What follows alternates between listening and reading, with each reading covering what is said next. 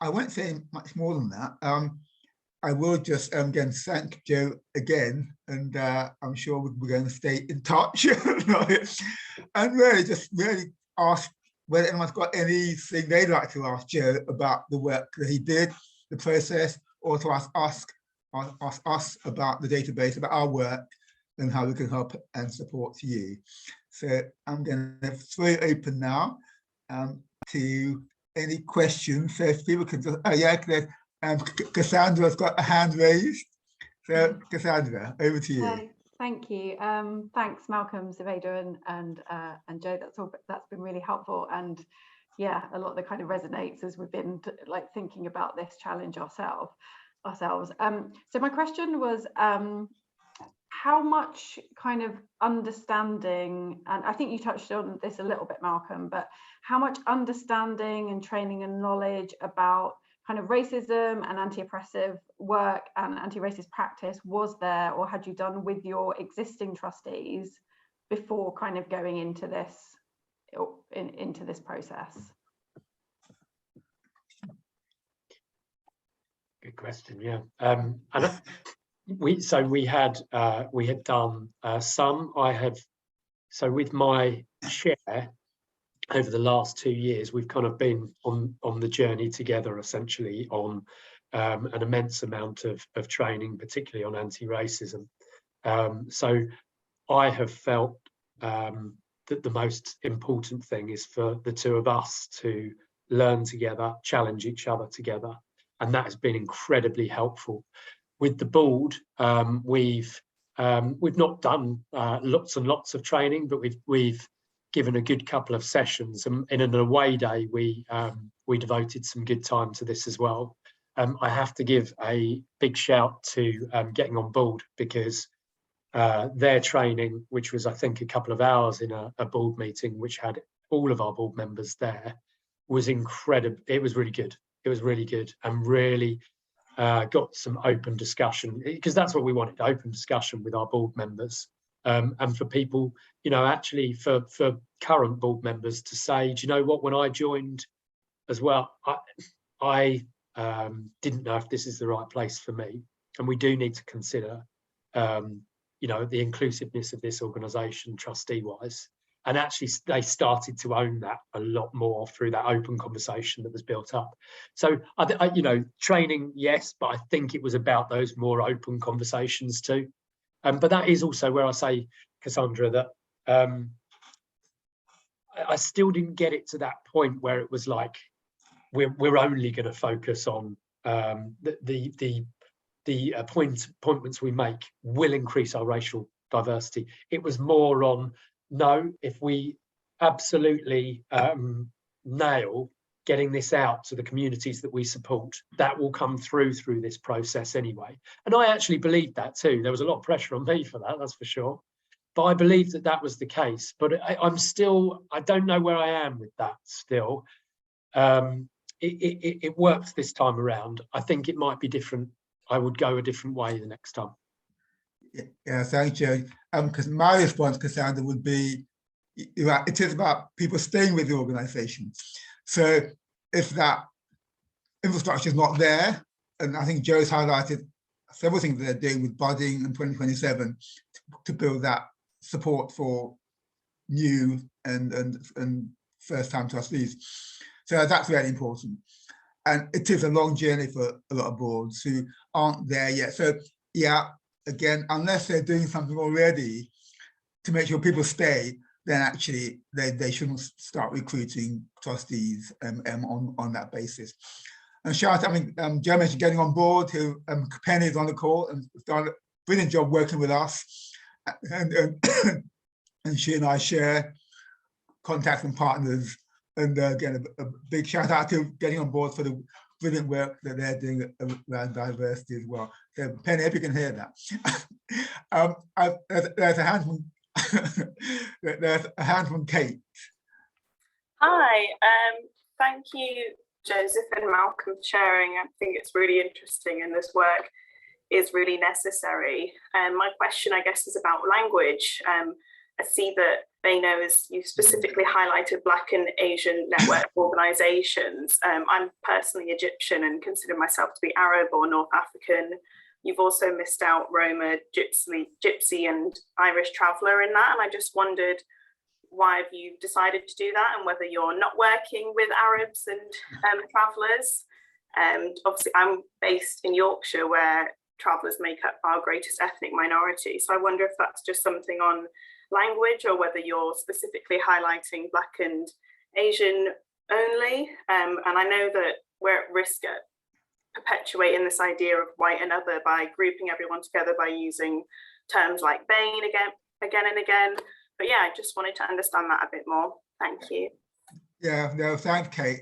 It's a good question. Not the first time I've been asked, I have to say.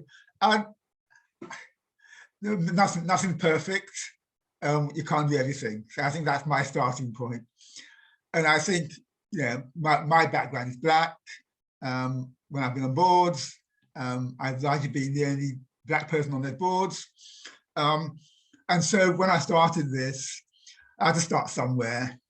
So I started with Black and Asian, because the majority, to talk about numbers, people who are not on trustee boards are from Black and Asian communities in terms of representation. So that's where I started it. But I think the lessons, stuff we're doing, it can be shared not just across other ethnicities, but also around other characteristics. So I certainly wouldn't. Our social media network, I think, is more wide-ranging than just Black and Asian. So as far as I'm concerned, yeah, it's not exclusive. It's just the term that I'm using for now, and rather than overcomplicating it. So I hope that gives you an answer to that. Thanks. Any other waves? I'm looking around.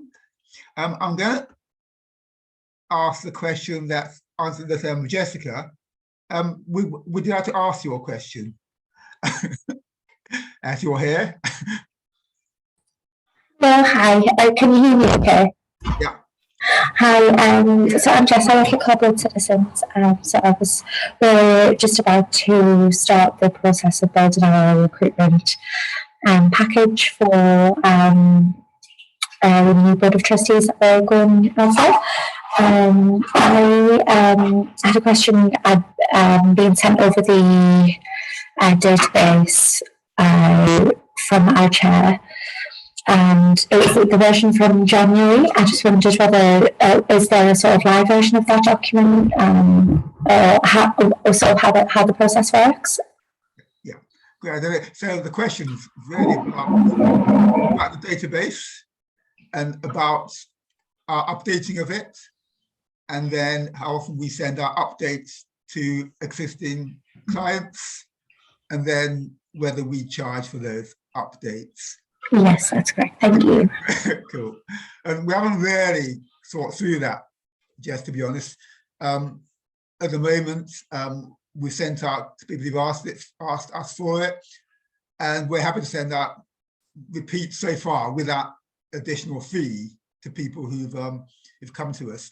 We've capped it so far at 500, because actually it's pretty daunting, as Joe was saying, to pick out and identify 10, 20, 30 that will best meet your needs. So we don't want to be overwhelming. On the other hand, particularly for small charities, on the other hand, we're looking at it now to try and improve the way it looks and the way people can use it, perhaps breaking it down into sectors, into people that we know will be more responsive. I mean, Joe mentioned that there are some are just names on a list which we've got no contact with. So it can be a bit hit and miss, but you could be looking for a treasurer, and there may not be many finance organizations on it, but you might go to a sports network where there may be lots of treasurers on the sports network. So it's quite difficult to navigate, but again, we're happy to have a conversation with people about that. At the moment, I guess, once we start to expand the list again, which I think we will do to identify gaps, we would think about a pricing strategy for that. And it may be something like, if we add another 50 organizations we might charge people perhaps half the price again or something like that. At the moment, we're not doing that, but I think it is something that I think that we should be considering. Yeah. Does that answer your question, Jess? That's lovely. Thank you, Malcolm. Cool. Okay. Any more hands? Caroline. Hi. Hi there. I've got a couple of quite prosaic questions. One is, what do you qualify as a small organisation and what qualifies as a large organisation? And secondly, I'm assuming, given that you don't have a personal connection to everybody on the list, that they're aware they're on the list? That, they've either given you explicit or some sort of implicit permission to share their data? Sorry, boring, but helpful. No, it's a good question. I think the question about small and large is not necessarily for us to determine that. I think people tell us if they're small or large, and the Charter Commission has got information on what they think is a small organisation. And we're not here to make money. So if someone says they're small and they're large, I'm not unduly bothered, but I would know, and vice versa. No, the list is drawn from the internet. So it's a search. We've gone online, we found organizations, and they're largely, a lot of them are information points, a lot of them are contact forms, a lot of them are inquiry points. So they're largely not named people. So we haven't got the resources to actually develop a relationship with them.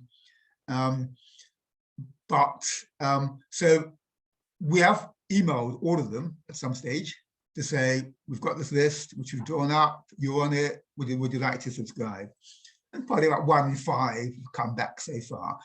And as the beta says, we're looking to progress that work as time goes on. So hopefully more will subscribe. But as Joe was saying, some of them are only on Facebook or Instagram, are volunteer-led, only operate once a month. So there are limits to how far you can actually engage directly with them, but we can only try. So there is that. And we are looking at GDPR issues as well, and we're working with somebody who's advising us on that. But yeah, and we're looking at name contacts, so that, again, with Joe, when Joe wrote out to people, he and I sat down and I gave him name contacts that I was aware of for some of the organizations. So we'd like to build that up, but obviously with 500, there are limits to what we can do. So it's a long answer, but I hope that gives you a flavour of what we're about, yeah? Cool. What is the Story Museum anyway? I'm quite interested. We're a rather magical place in Oxford, where we collect and share stories, especially for children, but for people of all ages. Come and visit anytime. Yeah, no, I'd love to know. That sounds brilliant. It's done. I'm reading a book called The Keeper of Stories as we speak, so that's interesting. There's Jane. Thanks, Malcolm. We are in the process of interviewing 2 trustees to join our 11-person board, both of whom are, one is Black and one is Asian. And through this recruitment process, that isn't what we expected. We're completely delighted because our next round of recruitment was going to be, the board has gone through a process of identifying that, as Joseph said, the board is diverse, but not in terms of racial diversity. We have had a previous trustee, very successful trustee, who worked with us, who was Black, but it hadn't occurred to me, I'm ashamed to say, that we might need to do some preparatory work in order to get the board in a place where they were appropriately, I don't know what the right language is. I know what you mean. So, yes, so I'd love to hear a little bit more about that. And are there, who can we reach out to? And, because I wonder if our board needs that, but I'm probably not the best person to establish if that's the case. Yeah, no, Phil, thanks for sharing that openly, Jane. I'm going to ask Penny, if Penny's still on, or is she gone? Still here. Yeah, but Penny, I'm going to see whether you'd like to answer that. Yeah, I mean, I think, Jane, what tends to happen is that when we're recruiting new trustees, particularly if they're different to the ones we've already got, we tend to land all the burden on them, don't we? So, you know, it's up to the new trustee to get inducted. It's up to the new trustee to learn. It's up to the new trustee to learn how we already do things and to fit in with our existing culture. So I think it would be a surprising board that didn't have some work to do. And I think the best kind of work is what Jo has described, where actually it just gets the board talking and thinking. It's helpful to have some external input because it's one step removed. You know, it helps us to think those things through. And I also think that often the things that we come up with in order to be more inclusive are brilliant for all of our trustees. You know, let's stop talking in acronyms. Let's stop reminding ourselves of all the things we've got in common, which actually bring some of us together, but exclude anybody else. Let's stop talking in shared histories. Let's make sure we get some training. Let's make sure we know what our responsibilities are. I mean, that's just some of the things that we might choose to do. And that's going to be good for any trustee, including any new trustee. So, Penny, can I reach out to you? With pleasure, but please reach out to Malcolm first, because I'm entirely happy that, Jane, that you reached out to Penny. I had my complete permission. Thank you, Malcolm. Thank you, Penny. Brilliant. And any other things that either Jo or I have raised which people would like to ask? We've got 4 minutes, so yeah, I'm sure there are issues that I'm looking at. I should start the count down from 5, 4, 3, 2, 1. In that case, I'm going to thank my team for presenting it. Thank Jo for coming back to us and sharing his experiences and knowledge, and absolutely brilliant, Jo. So thank you so much for that. And everybody else for attending and for getting a bit more understanding about what we do and the challenges of recruiting more at least racially diverse boards and other boards. And again, feel free to stay in touch and drop us an email if you want to go onto our supporter list or our client list, and we can keep you updated in terms of what we're doing. So on that note, I shall thank you all and thank Penny for interventions, and hopefully see you all soon. So enjoy the sunshine. Thank you. Take care. Bye. Bye. Thanks, Abeda. Thanks, Amy. You're Thanks, welcome. everyone. Bye-bye. Bye, Joseph. Bye, everyone. Thank you for attending.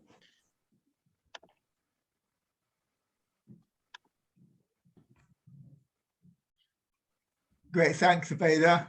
No worries. Bye-bye, Malcolm. Bye. Yeah, that was excellent timing. Thank you. And well done for your presentation. Thank you. Worked out well. So I'm glad that everyone attended. It was great. So you'll be doing lots more as we go forward. Thank you. Yeah, build on my public speaking skills. Okay, take care. I'll see you soon, yeah? Yeah, bye-bye, Malcolm. Bye.